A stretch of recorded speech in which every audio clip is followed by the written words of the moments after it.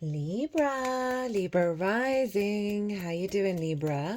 This is your reading for the Mars retrograde in the signs of Leo and Cancer. Ishala diala madofala. Ishana modoela madishani motofiala. Hello and welcome. My name's Chloe. I work with card divination, astrology, and as you just heard, and as you can see, I channel multi-dimensional energies through my body, both in the form of physical and vocal light language. All of this brings in healing, attunement, and activation codes to the messages that are going to come through in this reading. Itala, dishanimo toela, dishanimo toela. So this is for the Mars retrograde. Now, Mars retrograde's the least out of all of the celestial bodies. The last time it happened was 2 years ago in the sign of Gemini. It's a personal planet. It represents your motivation, your drive, your action, right? You'll get up and go, the blood that pumps through you, your body, right? That vibrant energy, your passions. Also represents conflict, drama, and frustration and competition, the desire to win at all costs. And it's the third of 3 personal planets that have retrograded in the sign of Leo. The Venus and Mercury both happened last year. So we've really had an upgrade of the Leo energy, and this is the sort of the final closing out energy, which is perfect considering Pluto is opposite the sign of Leo. So we've really got an alignment to work with that Pluto energy at the highest level. Now, if you want a deeper dive of this retrograde, as I said, it's a significant retrograde. It's very personal to us. It's our motivation, our drive, and our action. I've done a 2-part series. That was the first videos that went out in this transit series, where I've broken down retrogrades, Mars in Leo, Mars in Cancer, the combination of that energy. And I go into a lot more detail in those collective readings. I pulled collective tarot cards and collective oracle cards. The oracle cards are here, bringing that energy in. And I break down the stages of the retrograde, right? The retrograde in Leo, then in Cancer, then the direct motion in Cancer, then the direct motion in Leo. And I talk about the astrology of the exact moment of all those stages that Mars shifts from one energy to another.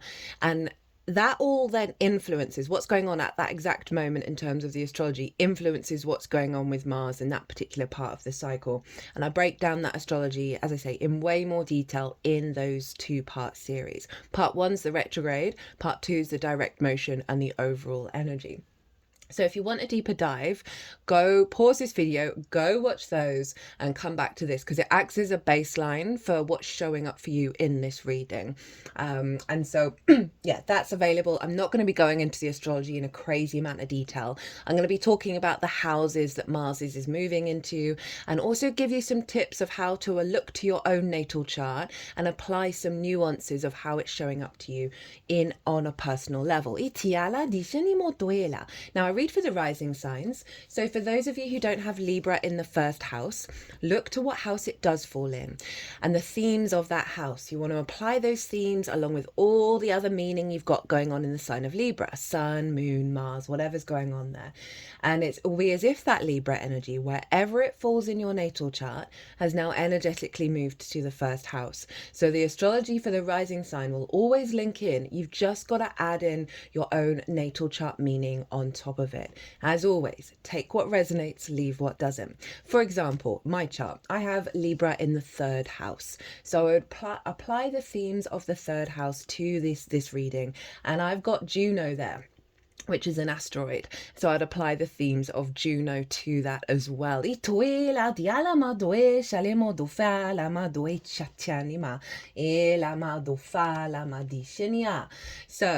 let's get on with the reading. Now I'm going to be shuffling some tarot cards as I talk about the astrology for my lovely Libra risings. And there's going to be 3 piles on the selenite. The first pile is going to be the intention of this transit. There's going to be 3 cards, one representing the overall energy, one for Leo and one for Cancer. We're going to have the second pile, which is going to represent the challenges and how to work with them. So there's going to be 2 cards, one for Leo and then 2 cards for Leo, 2 cards for Cancer. The first card is the challenge, the second card is how to work with it. The third pile is how all this is going to manifest moving forwards. So as I said at the beginning, Mars doesn't retrograde very often, and when it does, it really does recalibrate how we take action, What is our motivation and drive, right? How do we move through the world? What's our passions? What's our instincts? And it's happening in the signs of Leo and Cancer, and they are ruled by the sun and the moon. So this is super powerful. It's going to mean the lunations, the new and the full moons, are going to be upgrading Mars as we go through this transit. All the dates and all the degrees for this transit are in the description box, as well as all the decks that I'm using for this particular transit. And it's a long transit. We're not leaving it until the 2nd of May. And you might be like, well, it's not going to retrograde that long. Very true. But so with the retrograde, it's now moving backwards over degrees that it's then going to go direct over. So it's not until it moves beyond the degree of the retrograde, which is 6 degrees and 10 minutes of Leo, that we then enter the new cycle where everything comes together. So it's a long cycle that we're working with in these two signs. So Libra risings, where is this happening for you? Well, firstly, it's initiating in the sign of Leo, which for you is in your 11th house. This is the house of good spirits, hopes and dreams, friends, groups and alliances, and reaping the benefits from your 10th house, which is your life purpose, your career. Career doesn't have to be life purpose. It can just help facilitate it. And it's going to move into that house. So because it's a retrograde, this is a very yin experience. I want you to observe your actions. I want you to observe where your motivation comes from, or where it's diminished, right? Where are your impulses to take action? Where might you be kicking off and getting into conflict? Just be in observer mode, because Mars is really going to be showing you the old paradigms, right? And it's particularly linked into the themes of Leo and Cancer. As I said, the sun and the moon. And so the sun is our conscious vision, our animation, our will, our purpose. And it's a very powerful energy. And it's also linked into the paternal energy, the sort of father figure energy. And then it's going to move into the sign of Cancer, which is our unconscious, our emotional body, our intuition. How are our needs being met or not being met, as well as how do we give and receive nourishment. And this is linked into the maternal energy, the mother figure. Neither of these are sex specific. We have these energies within us.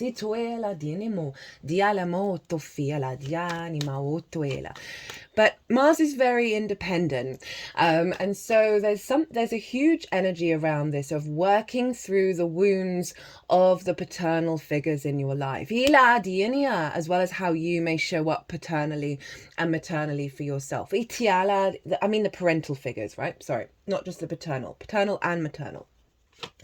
And so often in our early years, we are imprinted by those around us who have a significant role in our upbringing.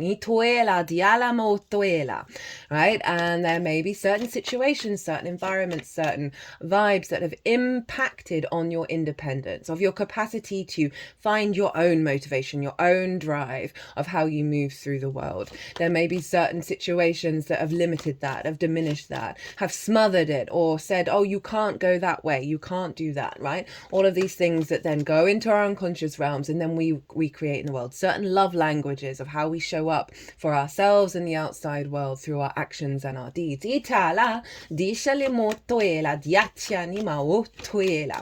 it's going to be bringing up these frequencies in order to recalibrate for you, in order to you to get back to your independent frequency of how you take action in the world. The Sagittarius new moon that was the last lunation that we had, the energy and the message behind that is very much imprinted into this Mars retrograde.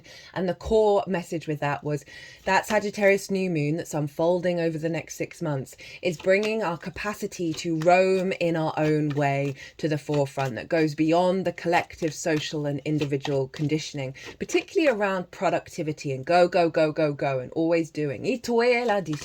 And what does productivity look like? And it's about recalibrating back to the self. And so, as I said, those sort of maternal, paternal energies in our lives, both collectively, socially and individually, kind of influence our capacity to be independent in the way that we work, right? In the way that we move, in the way that we take action.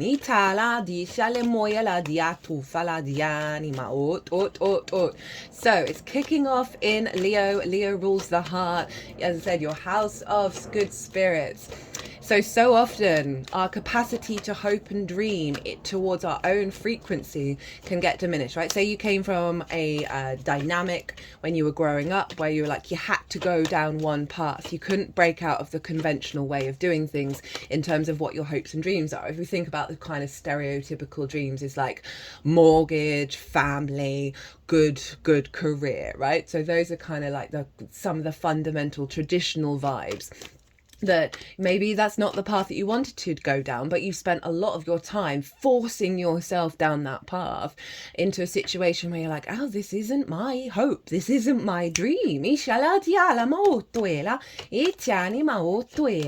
may have been certain situations growing up that meant that you couldn't, so often, like our parents may have said, oh, you won't amount to that, oh, you can't do that, our family never go this way or never go that way, and that's kind of imprinted. And so Mars is doing a fantastic job of working through that energy. So just observe where your actions are taking you, where there's a heaviness in your motivation.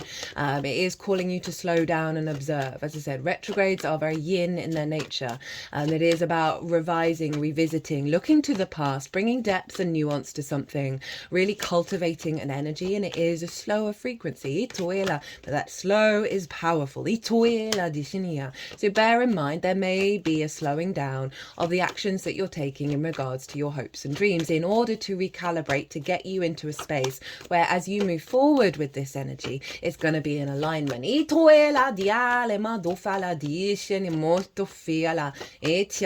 you've prioritized being in a relationship, but it's actually based on the love languages you learnt in your early years, and it isn't, you're in like a closed feedback loop of repeating cycles. This is also very much linked into the ancestors, right? And the wounds and the wisdom that we gain from the ancestors, but also like the sort of the old patterns that come from tradition. Because Mars will be opposite Pluto for the whole of the retrograde cycle in Leo and the end degrees of Cancer. And obviously Pluto rules the dead, so it is bringing in some huge transformative energy to help us sort of release the shackles and head to the future.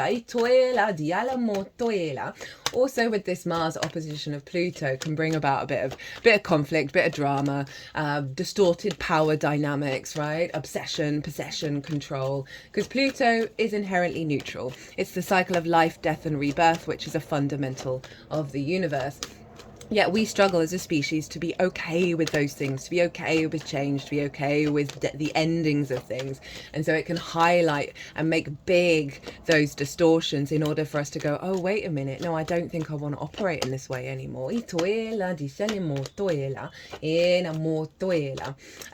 Pluto's over in your 5th house of your creation energy.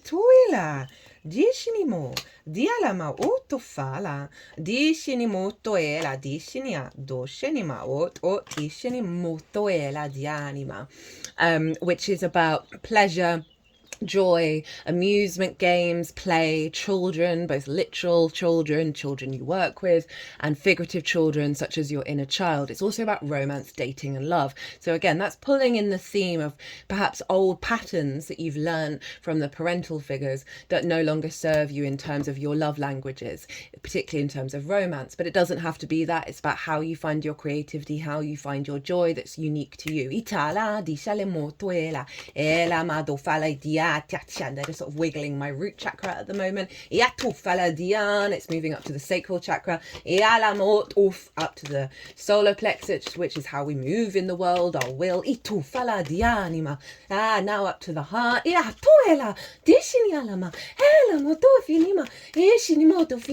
Just heard we feel like we're stretching out our wings. We're feeling a state of liberation. certain feathers from the wings are falling away, that new feathers are coming through that are more in alignment with yourself of how you fly in your incarnation. Shana. That was cool. So yeah, there's going to perhaps be some difficulties around navigating how, like, it's gonna perhaps bring up the sense of, say you're in a relationship and you kind of got a sense that it's in a closed feedback loop, that you're kind of like, you know, we've all got the issues, we're all working through those issues, right? You're kind of holding on to that old paradigm, right? And you're then aware of, actually, no, that's blocking my get up and go to activate my hopes and dreams. I feel like my hopes and dreams are being limited because I'm just feeling back into the cycle. That you can apply that to lots of different situations. It could be around your creativity and how you find joy in your life, right? Well, how do you view children and what that your inner child? Maybe there's a lot of addiction in the 5th house, so there can be wounds around that, of like healing that in order for you to really open up your hopes and dreams, because so often those hopes and dreams are limited because that we don't value ourselves truly, madly, deeply, and therefore we don't feel like we're open to, we're worthy of receiving, we're worthy of thinking beyond the old paradigms.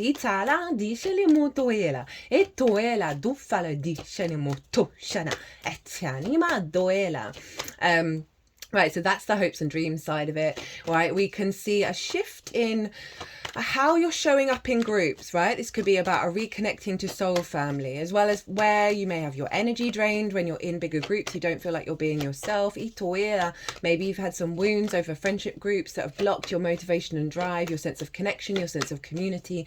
It's just, how do you feel a bit withdrawn?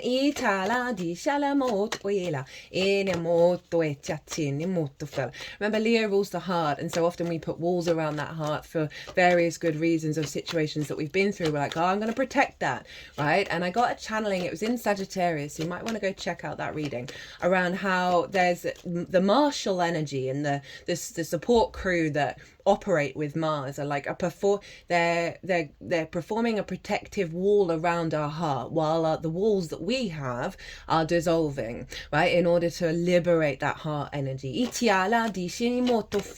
and that we're protected in that process. It was interesting that came through in the Sagittarius reading, because as I said, that Sagittarius new moon is very much embedded into this retrograde.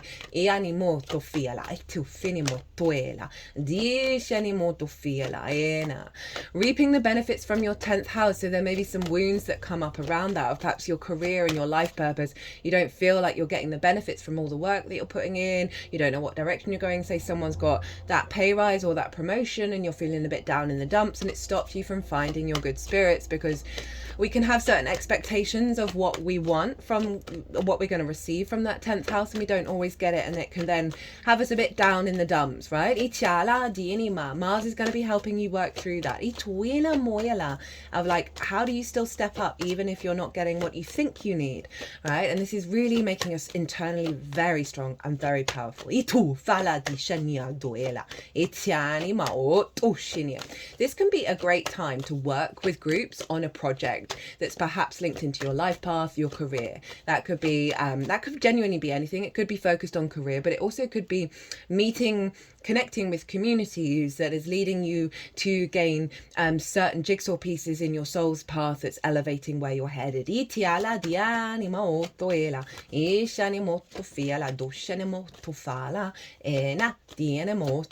lots of rejigging how you find your good spirits. I mean, I had that with the Mars in Gemini transit. And honestly, I love that transit. It really helped me get back into my own sense of self and my capacity to find those good spirits, regardless of what may be manifesting around me. It was like I wasn't going to get knocked off my perch with that. I was still going to have the determination to keep on going. And that has been pretty consistent since then. So what else can I say about that Leo energy? Well, we want to look to the transits of the sun, because whatever's going on with the sun is influencing what's going on with Leo.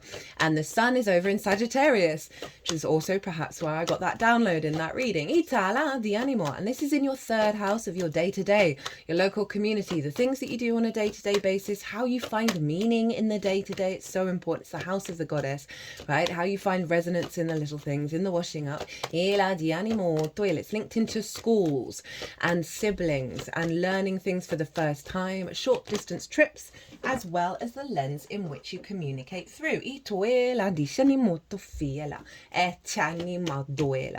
Now, the sun is going to be shining a light, 1 on the wounds and 2 on where you're headed, right? That's the 2 sides of the coin that we always get with every single transit. And so the wounds of what may have been said to you when you were at school, right? If you had a fantastic school experience, I'm so utterly happy for you. I'm overjoyed. It's not necessarily everybody else's experience, right? Kids can be cruel. So say you were in the school playground and you were doing something that's a little bit different to everybody else, and someone went, "Ugh, you're weird," and then you stop doing it. Right, it's those kind of things, right, where we're very tribal when we're younger and we want to conform and be accepted by the tribe. So wounds around that, sibling wounds as well, that may have blocked your motivation, your drive, and your actions. Those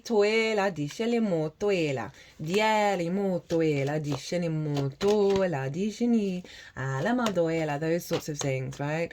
The capacity to learn new things. You may feel like you can't learn new things and expand then your hopes and your dreams. These things are all going to come up in alignment with reshifting those wounds and allowing you to be more confident within yourself as you explore the world in your own way. Any blockages around finding that meaning in the day to day, the resonance of it, right, that then, you know, kind of hinders your motivation to put in the work to activate your hopes and dreams on the day-to-day basis.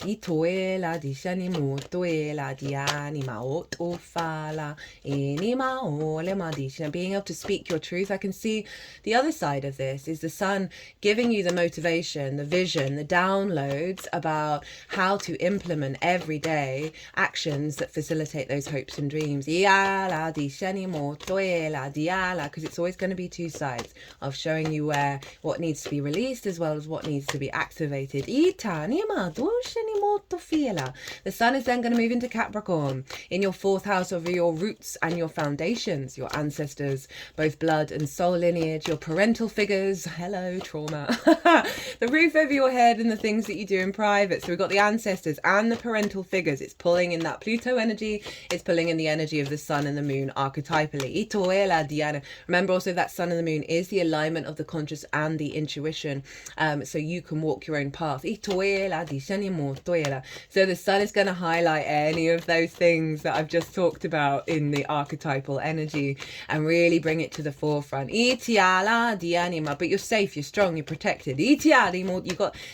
You got the capacity to do what needs to be done. Trust and believe in it, Libra.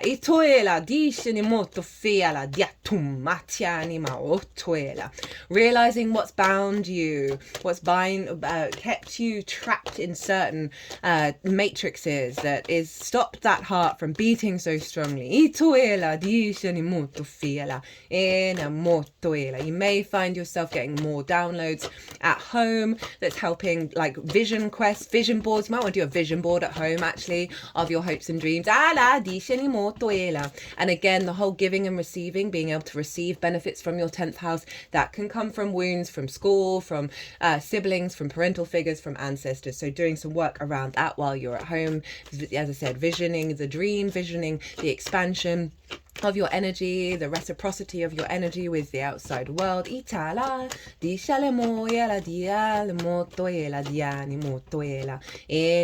And again, projects of getting it done at home, getting the vision, getting the clarity, being able to take action on those hopes and dreams, right? Really being able to facilitate it because you're seeing what you don't want anymore. And Mars is a lot of determination. But just trust that this process is going to take some time. It's going to unfold. We're not going to have all the answers, because sometimes when we're just all direct action, all yang action, we miss out on something that's actually going to act as a huge activation for the bigger path.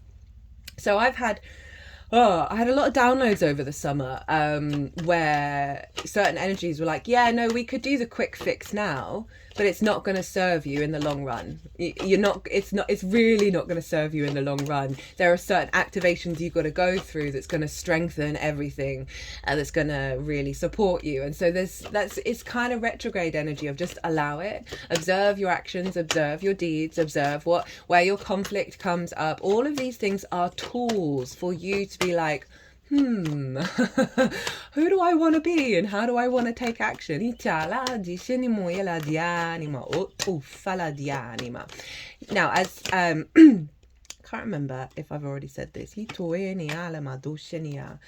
want to look to, no, I haven't. With the Leo transit, and so this is going up to the 6th of January, you also want to look to where your sun is in your natal chart, because wherever your sun is going to be governing what's going on with Mars in the transit. And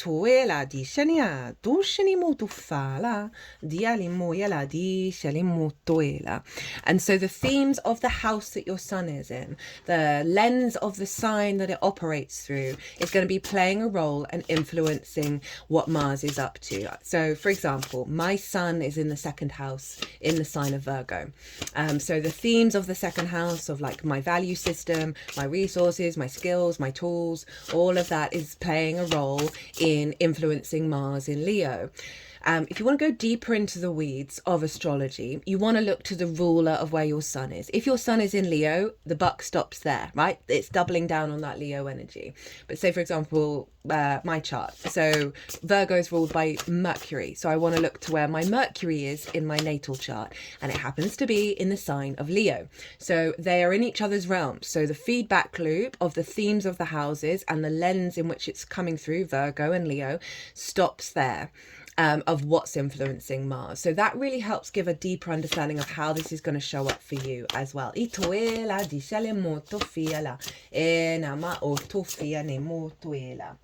Now, Mars in its journey is always influencing and upgrading Aries and Scorpio because it rules both of those signs traditionally. And so these areas of your chart are also getting activated and influenced and those themes will come into play as well. So you have Aries over in the 7th house, right? And this is the house of the other, right? This is important one-on-one relationships in your life. This can be business partners, one-to-one clients, intimate friends, your therapist, longer-term committed romantic relationships, as well as your relationship with Source. So there is a theme here because we've got the Pluto over in the 5th house of love, romance and dating, as well as the 7th house of longer-term committed relationships. I'm going to touch on that, but it's not the overall energy because not everyone's looking for that. So there are other things that you can bring in with these two houses. But there is a sense of upgrading how you hope and dream in regards to the 7th. So, those love languages that we pick up, right? We can recreate neglect, codependency, hyper independence that we may have learned from our parental figures, abandonment issues, all of that kind of stuff that we then recreate with everything that we engage with. It's not just romance. So there's a sense of how maturing and raising up the frequency of the other and how you and the other interact with each other, of what you want from the other, of how you show up with the other. And, there is this sort of focal point that can link into romance. So if that's something that you're resonating with, take that on board. But overall, it can be an elevation with the other, being able to be more committed and intimate with the other, strengthening your relationship with Source. It's feeding your creative energy, feeding your hopes and dreams, and really allowing you to feel confident that you are protected, that you are loved by Source, that you have a strong connection with it. That's taking you out of the discordant energy around scarcity, right? And not feeling valued. So bringing in the abundance into the 11th house, of your hopes and dreams, how you connecting to bigger groups that serve you, like that are more in resonance with you. Soul families doesn't have to be bigger groups, but certainly groups that are more in alignment and reaping the benefits from your 10th house. They like that bit. This could be a creative outlet, a creative project you're doing with a business partner, bringing more creativity into your one-on-one relationships. This could be finding gathering the resources, refining the resources from your 10th that's allowing you to be more playful, more creative with the way that you show up one-on-one in a sort of more work-orientated one-on-one client energy as well. Itiala, finding, getting together with your friend and planning a project, right? That's, part of your life path. All those sorts of things. Scorpio is in your second house, right? Of your resources, where I've got my sun in Virgo. Itiala, your skills and tools of how you manifest and bring in regular income, the things that you value and how you value yourself. If you don't value yourself truly, madly, deeply, right, with unconditional love and resonance, then we tend to prioritize and value things that then recreate that lack of value. We then aren't able to see the skills and tools that we have and the power of what we bring to the table and be able to manifest at our truest level. So I love that Mars, excuse me, I've just got a tickle coming up around, valuing your own skills. There may be something you need to unlock in your throat chakra of seeing clearly and communicating clearly what you value in what you do. Maybe writing it down from a really objective point of view. Oh, the tickle's gone away now. So Mars is upgrading your sense of value, of really allowing to bring in those good spirits, of really bringing in a higher resonance around your motivation and drive with those good spirits, of like being able to hope and dream again, being able to do so in a way perhaps it's that vision board, right? And like focusing on the dreams and the hopes that is giving you more lightness of being, of allowing you to see that you are worthy of these things, right? Perhaps you're seeing resonance with your career and your life path that is, getting recognition from groups of your actions. It's giving you the confidence to really know that you are of value. The other side of this can be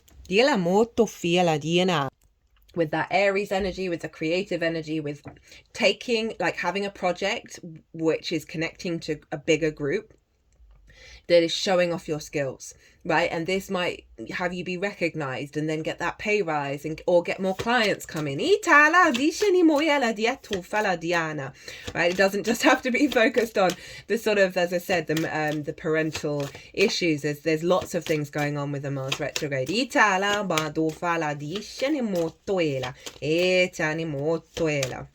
So that applies also to the Cancer area as well, right? That's not, all those themes of the Scorpio Aries energy are being upgraded with the Cancer transit as well. So let's move on to that. Did I mention, look to where your Mars is? So we're going to be looking to where your Sun is, where your Mars is, and then where your Moon is. Look to where your Mars is in your natal chart. The themes of that, I might have already said this, the themes of the house that it's in, right, are going to be playing a role in this transit. And Mars is always upgrading your Mars as well. So that's going to add on a personal layer. And again, same with the Sun. If, say, your Mars is in Libra, in your first house, you want to then look to where Venus is, right? Because Venus governs you, and so it's governing Mars, it's influencing Mars, and then whoever rules Venus, if she's not in Taurus or in Libra, then do the chain of events, chain of energy, because that's going to really highlight all of the nuances that are going on with your chart. So Cancer, your 10th house of life purpose, career, visibility, reputation, bosses, and also how the big outside world sees you. As I said, this is not just about career. Career can facilitate life paths, but it is where the sun was at the peak of its arc on the day that you were born. So big sun energy. I like to envisage a tree in the natal chart, whereas that Capricorn energy is your root system. We need a strong root system in order to expand and grow. Otherwise the tree will be out of balance. Won't be able to grow as big as it can. And the 10th house are the leaves at the top of the tree that are expanding and exploring and striving towards the sun. And so this is a very powerful energy of Mars moving into the 10th house. And now Mars is being governed by the moon. And this is beautiful because the moon obviously moves through every sign and every house, every lunar calendar month. And so we are going to have a full integration of the whole chart around your emotional body, your intuition, getting clues with that, as well as distorted intuition, whether your needs are being met or not, how to give and receive nourishment. The moon is going to highlight the past and the old wounds that have limited that moon's full expression, as well as the future of like being drawn to that which gives you nourishment, right? Really having a heightened intuition that's in alignment with your motivation, your drive and your action in regards to your life purpose and your career. So this is beautiful energy, right? And so Mars is being governed by this moon, and Mars moving through the 10th. You've got a lot of reflection around the wounds that have blocked you walking your own path, you being able to receive the career that you want, the visibility and the reputation that you want, right? And again, this may be a big project that you're doing in regards to your life purpose and career that you're able to take a lot of action on and going back and forth over it, bringing nuance and depth, as well as a recalibration of your instincts, your motivation and drive that's in alignment with the truth of your soul frequency, i.e. you, and not the conditioning of how you move through the world, right? There may be wounds around visibility and reputation that you've taken from your parental figures, as well as the ancestors, that you're holding on to, that's blocked you from like really having the strong motivation to do what's right for you, regardless of whether it's being received by the outside world or not. You walking your path. Itala diala mo toela. Ishatini mo tofiala diatinima. So this is a really powerful transit of a realignment of your instincts and your drive when it comes to these things. It's going to give you, at the end of it, a lot of motivation, a lot of understanding of how you intuitively connect to that soul path.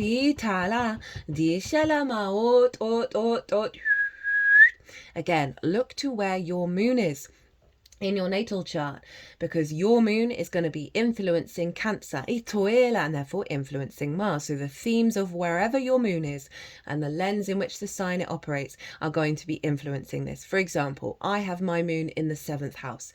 So any transits in Cancer are always being governed by my moon over in the 7th. So the house of the other. And then it's in the sign of Aquarius, which is ruled by Saturn. I've got Saturn in the 4th, which is Scorpio, ruled by Mars in the 1st, ruled by the Sun in the 2nd, then back to Mercury and the Sun. So Mercury and the Sun rule my whole chart, right? Again, you know, if you feel called to look into your chart in that way, do so. It will just help add on the layers of what's showing up and how to work with it. Yanema, etoela, dishinimoto fiela, diatum tum tum tum tum. Okay, so let's get into the tarot. So we have, for the overall intention of this transit, we have the Lovers, the 2 of Cups, and the 10 of Pentacles. This is pretty wild, Libra. So the first card, the Lovers, is the overall intention. Now, this is a Gemini card, which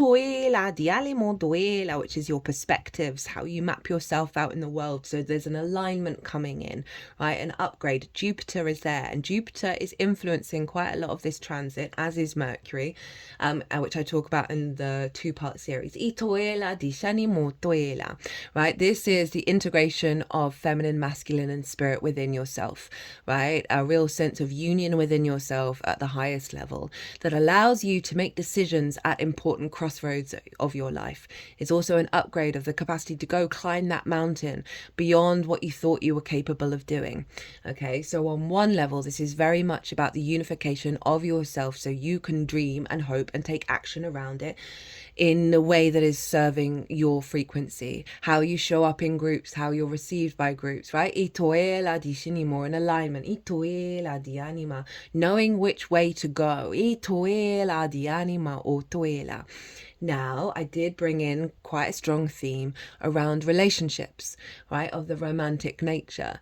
And we do have the lovers. And so there's something around your capacity to be aware about what serves you in those relationship dynamics, what is truly your understanding, not what's happened to you before, not what your conditioning is or your programming is.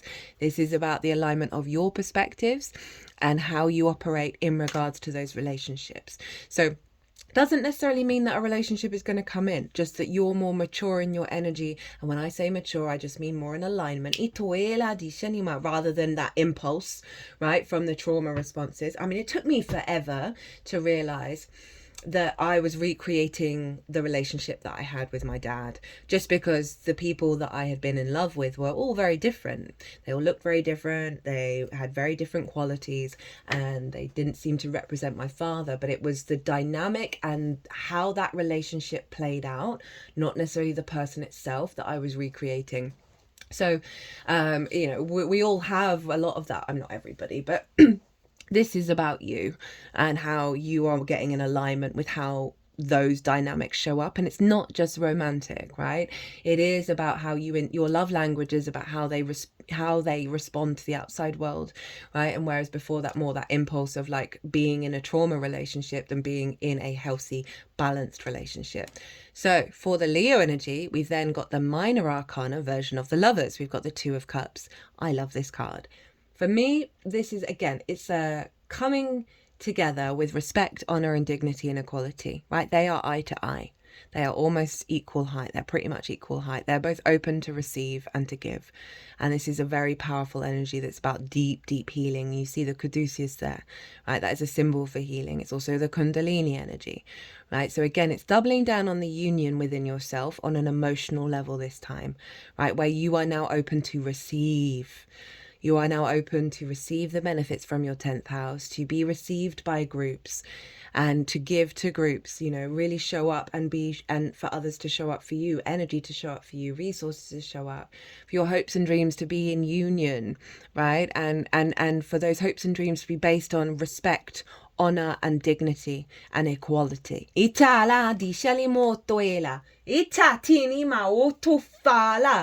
Rather than imbalance and distorted power dynamics, right? Again, we can apply this to actual relationships with another person. And it's really, really, really doubling down on moving beyond everything that I just spoke about for the lovers. For the Cancer area of your chart, I am here for this 10 of Pentacles, Libra. Now, regulars, you do know that I have been banging on because you've got the North Node in Aries, right? And the South Node in your sign and Saturn in your 6th, right? If relationships aren't working and aren't in alignment with your life path, they are not going to stick around. It's not going to be part of your framework. The nodes are shifting signs in January, so you're going to start to really see that kick off, right? Having done the work since July last year.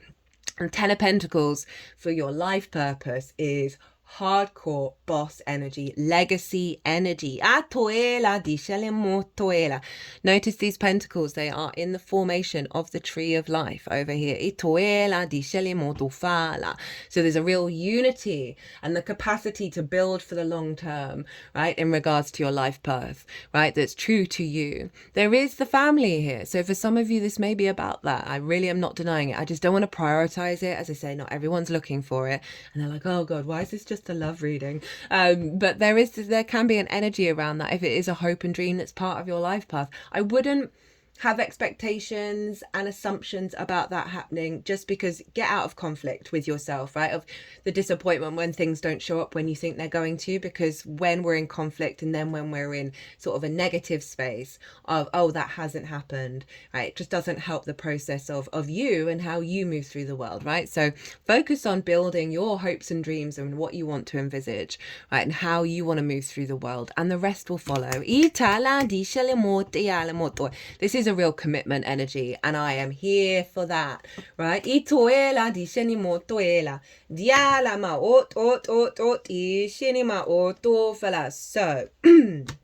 Libra, for the Leo challenge and how to work with it, we have the Knight of Wands and the Three of Swords. It's quite a clear message for me, right? That Knight of Wands can be very impulsive. It's fire. Fire is very instinctive, very impulsive, and very quick to move on, right? Quick to drop something and go elsewhere.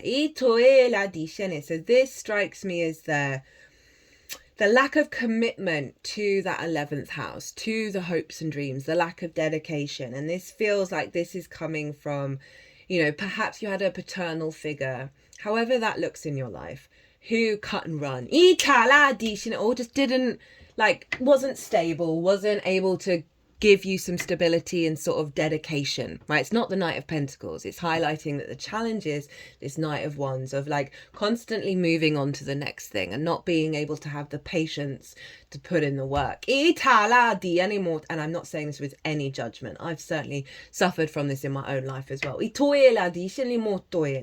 Right? I've got my own abandonment issues, and definitely in the lead up to this Mars retrograde, something happened with my father that was activating a really, really core old wound. And I was like, God damn, I thought I'd worked through this, but the whole situation was just like, what the F? Like, and I cried a lot. And one of the messages that's been coming through is our allowance to be vulnerable and let those tears out, right? We've got to grieve certain things, especially around this sort of archetypal energy, and allow that to move through us, and not shame or have regret or whatever's going on with those situations. But this transit's allowing us to move beyond those frequencies. Remember, it's the sun and the moon. It's our conscious and our unconscious coming together in alignment through our actions.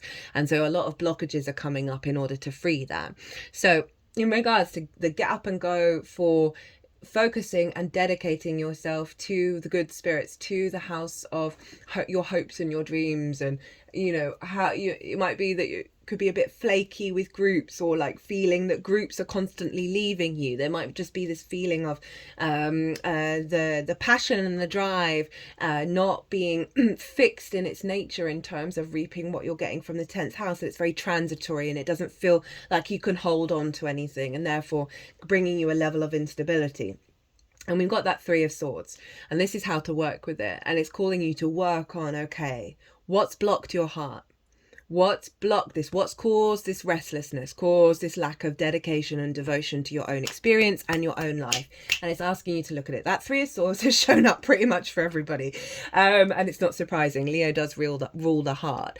And there's a sense of what words, what ideas, what limiting beliefs have stopped you from really being able to fully embody your hopes and your dreams. I'm also getting a parallel message with that Knight of Wands, of the blockage of being able to feel passionate about and feel those good spirits, right? That's the challenge of where has that been diminished.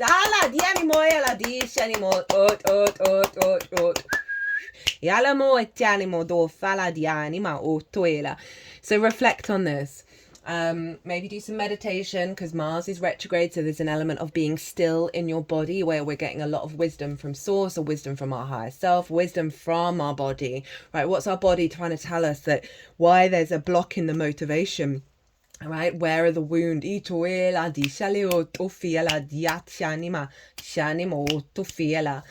That's really going to help you work through that. I'm also feeling like do some movement, do some shift, like really, you know, whatever resonates to you, and what kind of movement helps release energy for you. That's very personal. I would do that and see what dagger comes out of your heart, what thought process comes up that you're like, ow, why that pain? And allow that pain, cry that pain, shake it out.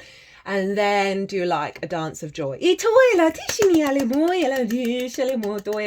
those good spirits back in without denying the emotional feeling that you have. So for the Cancer energy, we have Temperance in reverse and the 6 of Pentacles. So Temperance in reverse is Sagittarius. It's about the alchemical process of refining each part of yourself and bringing your angelic frequency onto the 3D realm. So it's a real capacity to pause, to do the work, to figure out what it is that you want and how you want to be in terms of your life path, right? And your career. This might be a sort of a resistance to put in the work as well to sort of figure that out, and you maybe just be going blindly into things. I certainly in terms of my career, I didn't really have any ideas. I just went with the flow of it. And I didn't, it took me a while to figure out what worked for me and what did I want from my life and how did I want to show up for it. And there was like this fundamental block within me that didn't allow me to allow myself to have a vision. And then be able to refine it. Now, I'm getting a clue to why that blockage might be from this Six of Pentacles, because it's wanting you to focus on the Six of Pentacles. And the Six of Pentacles follows the Five of Pentacles. And the Five of Pentacles is also all about feeling left out in the cold, not having the resources you need, feeling isolated, not supported. There's a scarcity energy in the Five of Pentacles, right? So it feels like perhaps there was an energy around that meant that you couldn't hope and dream about a life path that was beyond that paradigm, and therefore not have the motivation to refine that and work with that and put the dedication into it, because it felt like a hopeless case. That's a song, isn't it? Hopeless place. Oh, what's that? Love in a hopeless place. I might pause and find that out, because that might be really relevant. So it's a Rihanna song. Rihanna even. And you might want to go and look at the lyrics, and there's a few messages with that, like that hopeless place, of that sense of, going back to sort of the love languages we learn in our early years, that things have to, and also this comes from the collective conditioning, that things, like that there's a hopeless energy, that things can only come, that you only get what you deserve, and there's this sense of scarcity here, that you can't go beyond that hopeless place and find love in different ways. And that can be love of your life path, love of your career, the sense of visibility and reputation, right, of how you're seen, of moving away from that love being in a hopeless place. This is moving beyond that, right? This is moving beyond that paradigm of the drama of it all, right? So because it's the Six of Pentacles, and the Six of Pentacles is about being given new resources and moving away from scarcity, of things coming into balance. And Libra, there are only 2 tarot cards with the scales, and your card, Justice, also has that. So it's going beyond that scarcity, beyond that sense of trapped in that feedback loop of what's possible for your own existence, right? And that Six of Pentacles is saying there's a different way of looking at it. Focus on that. Focus on being in receipt of the love of Source, of the openness, of the generosity, of being held by Source. And the more that you do that, the more you are aware of whatever little things have been going on that may feel it's leading you to get to this place of embodying this sense of reciprocity, of being able to receive that which Source wants to give you. Tianima. Dialima otuela dishinia, anima oela dianima, otuela dishinima elema, dialimoela moela, dianimoeli moela, ela dianimoela, ela moela moela, ela, ye tumanemo toenama eshanima. And this can apply to relationships, but it's also your relationship with self, right? Your relationship with Source. And really, there is such a huge energy around reciprocity going around at the moment, and trusting in the universe that that is part of your path. Just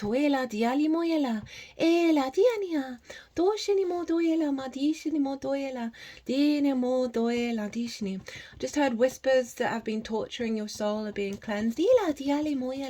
Where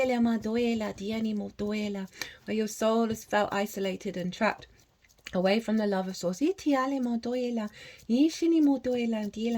are clearing these and activating a cycle that will help take you out of the circuit she's been talking about. Diishini, be open to receive. Ila dianimo yela ma dinima. Dinimo, trust in the process. Itialimo yela. Ishini diele ma. Those whispers will turn to laughter. Itoela dishinima. Dielemo duela. Ish, as your spirits rise. Itoela dishinimo tufa. And the energy in your body. Itoela di is transformed. Itufala dushania. Okay, Libra. That was cool. Okay, cool. I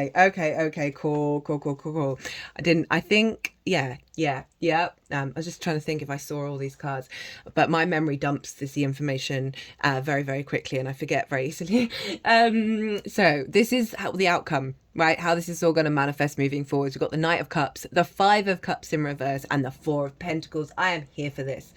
Moving through the world with that cup, Ace of Cups in your hands, like the true romantic, following the love, following your intuition that is now in harmony with itself, being able to give and receive and find the love around you and feel that flow within you that you are able to give it, and just this sense of exploring the world on your own adventure from this raised spirits, and love raises the spirits. Itala di shalemot ot ot ot ot ot ot ot ot ot ot inima oyanema dia cha cha tini a doe shalama etitini moyala dianima ot ot ot.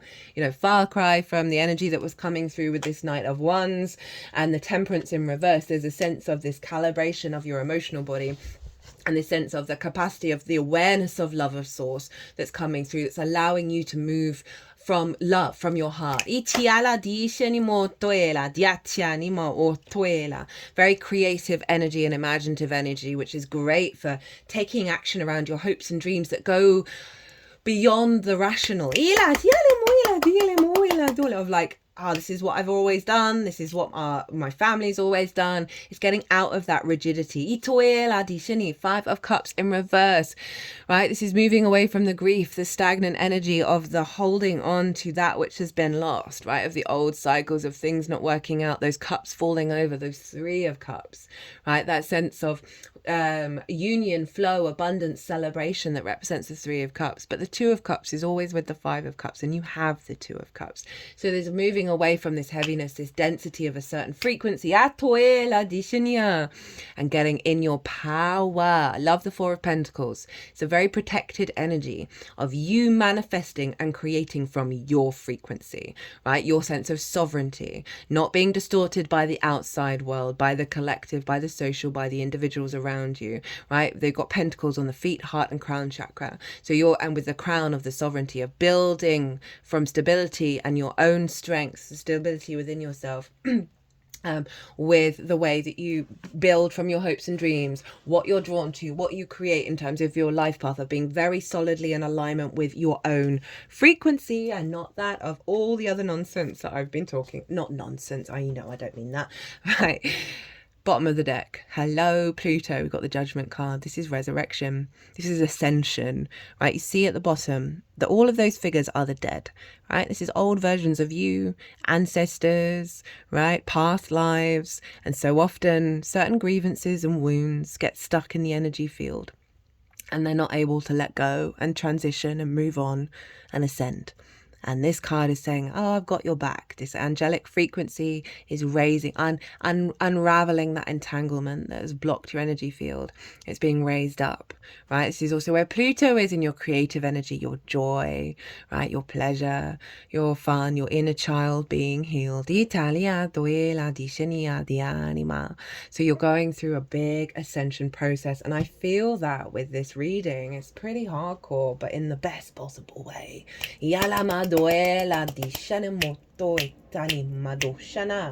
Right, oracle cards.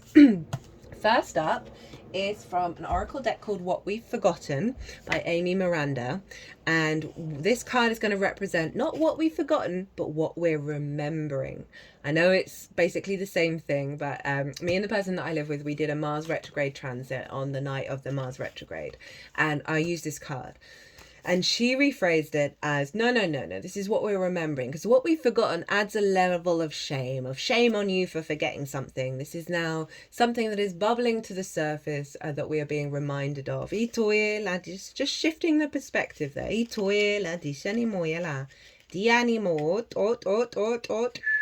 Vienna. Oh, this is the...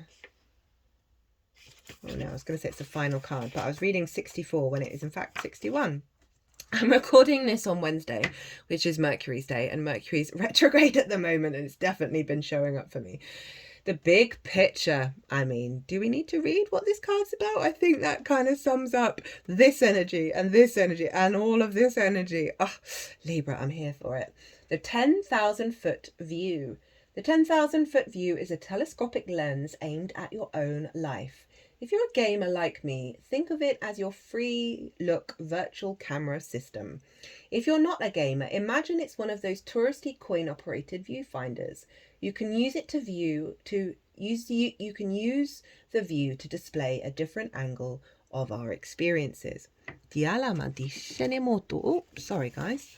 Just trying to find a way of making sure that I can rest my elbow on something so I'm not constantly jiggling this card. Let me see.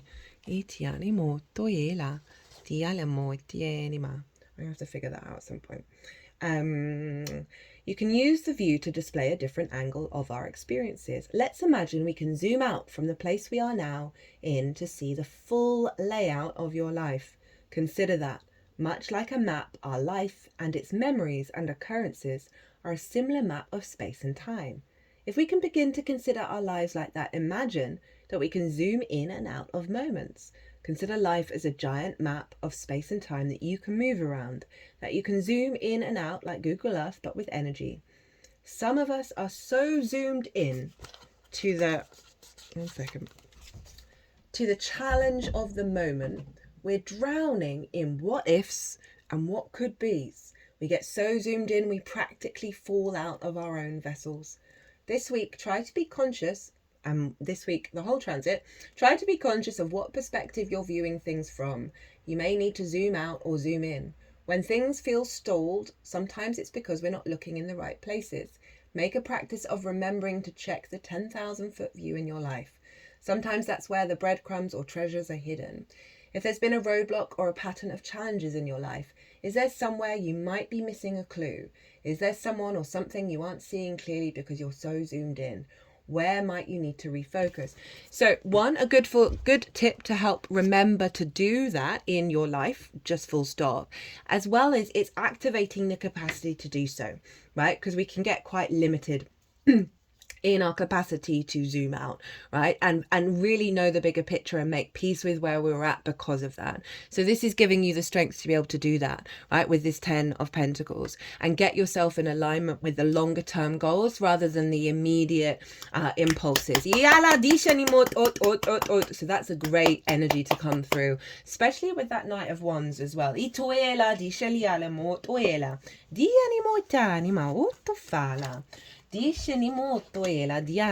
Oh, okay. So what we've got next is the Wild Unknown Animal Spirit Oracle. And we've brought in the animals because Mars is very primal and very instinctive. So the animals have a lot of wisdom for us. The wolf, guardian of family and tribe, activism, ritual. The wolf's mission is to uphold the well-being and longevity of the pack. Healthy wolf energy expresses itself through activism, mentorship, humanitarian efforts, or teaching, religious or political studies. The wolf gets into trouble when it assumes every member of the tribe must follow suit. This includes children walking in their parents' footsteps. Although it will surely be uncomfortable at first, practicing tolerance helps balance out agitated wolf energy. Contemplate the following: embrace all, exclude none. When in balance, reliable, democratic, fearless. When out of balance, judgmental, dominating. To bring into balance, practice letting go. Now, I'm getting two messages with this. One, obviously the whole, parental figures recreating the parental figures' expectations and their behavior, right? And that being stuck in a pact in a way that isn't healthy. And a tip for that is for you to see, where are you judging and excluding others in your life? Right? It's really helpful because we recreate what was done to us, right? The bully was so often bullied, right? We recreate those dynamics that we may rebel against from our parents or be frustrated by. We often end up doing them ourselves, right? So it's really helpful to look, where are you being this, right? That you're expecting people to have the same opinions, do these things in the same way. Where can you reflect on that energy? And it's not necessarily that opinion, say, it's just that realization that that person isn't suitable for you, but it's also more that awareness of, oh, I'm doing what my parental figures did that I didn't like, and that's going to help you work through and release some energy of the entanglement. And you can also apply that to the collective and society as well at the same time, because we're conditioned by absolutely everything around us, including the planets, right? And it's just unavoidable. Ito e la dicen, we're very malleable little balls of emotional blubber. Ito e la dicen ya diale mo toela ila madiela, and I say that with complete love. Dicen mo toela, because right, when out of balance, judgmental, dominating, right? So it's calling you to reflect on that, and and that's going to be a really helpful tool, as well as the awareness of the conditioning of the parental figures that have blocked your motivation to be free while still being part of the tribe, right? Libra, well, that is one side of you, your social Libra, social Venus sign. There is this desire to connect and be part of a social group. That might mean that you aren't walking in your own way, in your own frequency. And that's what the South Node's been doing for you this whole time, is sort of getting you out of that space and refining your sense of self so you can show up in your own truth and take space. Okay, next up. Diala. This is from the Shaman's Dream Oracle. And this is letting us know about the journey, and it's going to help us understand that journey and provide some wisdom for it, right? And how to work with the journey that we're on. We have the closing door, completion, endings, completion, your greater calling. I'll get in for the 10th house. That's brilliant. When the closing door shows up, it's a call to recognize an ending, to terminate a relationship, job, task, or situation that has been dragging on far too long. Unlock the cage you have been trapped in and shut the door behind you. This is not the time to worry about what others might think or feel. Instead, break with routine. Consider what you think and how you feel, and be true to your heart's calling. I mean, that's just summed up everything. It's time to walk out the door. If you do not see a door but only a solid wall in front of you, ask for assistance. Muster the courage to say no more. Remember as well that no one else needs to be wrong in order for you to do what you've known you've needed to do for a long time. That's tying in that wolf energy. If the door to the project or relationship has been closed to you, stop knocking on it. You've already tried that already and no one answered. At least not in the way you would have liked. Take this as a gift. Difficult and painful as it might be, move on. Every door that shuts is an invitation to find another way. Another path to your destination. Better to recognize this earlier rather than later. How many of us leave a relationship or a job years after we knew it was time to move on? Stop wallowing in the pain and lingering on the reasons why things didn't work. It's keeping you from your greater calling. Bow deeply before that closed door. Give thanks to the lessons and set yourself free. Whoa. Now, another part of the closing door is closing the door to the old paradigms that have governed the way that you operate, right? You feel out whether it is a relationship, whether it is a job. It's very much a relationship with the old version of yourself, right? And the inability to refine and elevate. And that is activating this ascension energy for you, this whole process. And I am here for it. Okay.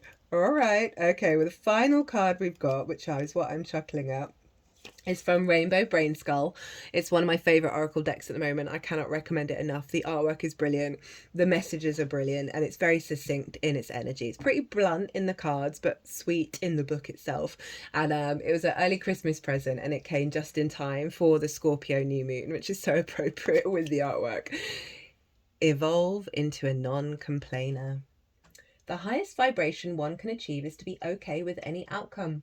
Like the monk from all those stories would often say after any bad thing happened, So this is kind of what I was talking about in terms of when we're in conflict with our assumptions and expectations not appearing, or certain dynamics and pathways not looking like the way that you want them to be.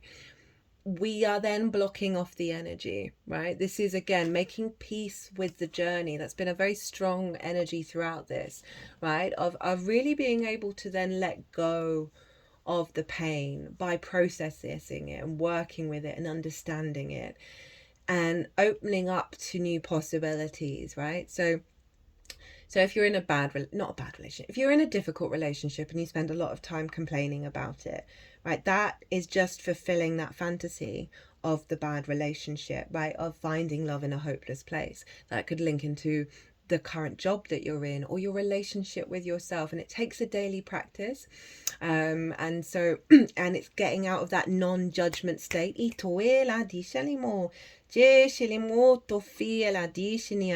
felt called to look at this is so powerful and so important. It's like a core fundamental to manifest in the world, even if it might be a bit difficult to hear. Oh dear. I'm just chuckling at my own brain. Often is constantly in a state of poison and complaining, and it's just like, all right, okay, so I felt called to look at the bottom of the deck. Just make a decision already so the story can move forwards. Stalling doesn't buy you more time, it only wastes the limited time you were given. Aren't you curious what happens next? Let things move at a flowing pace instead of forcing yourself to hit the brakes all the time. Choose wisely, then stop choosing.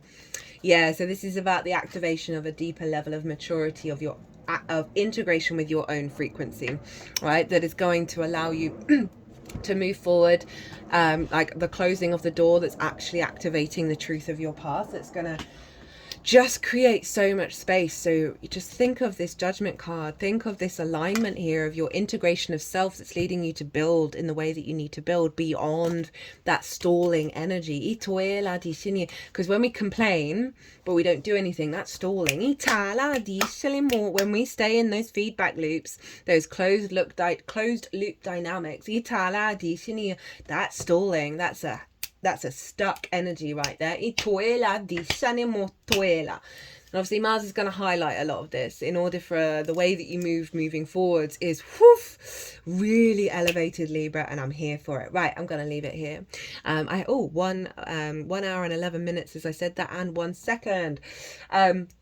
Libra, if you like this reading, if it resonated, hit that like button, leave me a comment, let me know how this is already showing up for you. I've already cried quite a lot over my father. It's just but I've come out the other side and really fight. I'm just so glad I know astrology, otherwise I'd be losing my tiny little mind. Let me know how it's going on. I'd love to hear from you. If you want a personal reading, perhaps to deep dive even further into this or anything else, a culmination of everything that you've learned with that South Node in your sign, Libra, which is a boss energy, difficult but boss in the long term. Itala, which is shown by that 10 of Pentacles. There's no getting around that. My details are everywhere. You can book through my website, or if you want to pay by PayPal, email me directly. Other than that, Libra, be good to yourself, be good to those around you, safe travels, and be well until we meet again.